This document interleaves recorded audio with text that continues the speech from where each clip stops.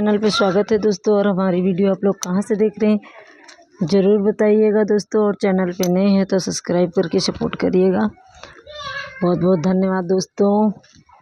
मैं आ गई हूँ सोहर गीत लेके। हमारा सोहर गीत आप लोगों को कैसे लगा प्लीज़ कमेंट बॉक्स में ज़रूर बताइएगा दोस्तों।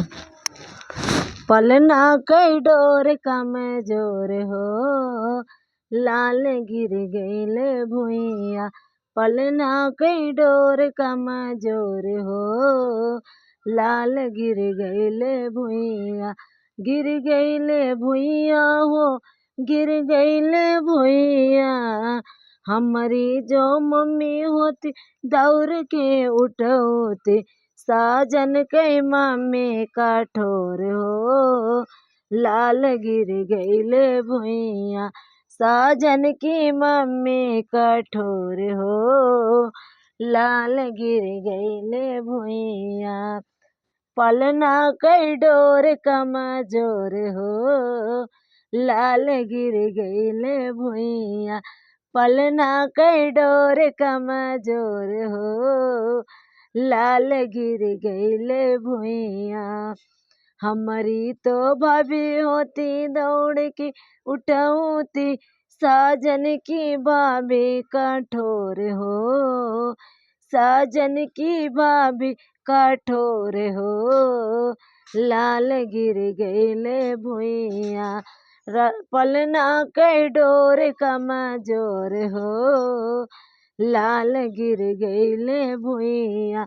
पलना कई डोर कमजोर हो, लाल गिर गईले भुइया।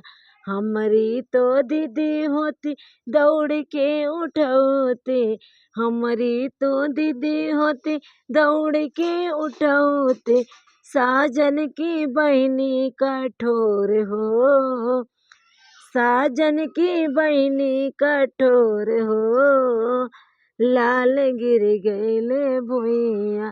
साजन की बहनी कठोर हो, लाल गिर गईले भुइया। पलना कई डोर कमजोर हो, लाल गिर गईले भुइया।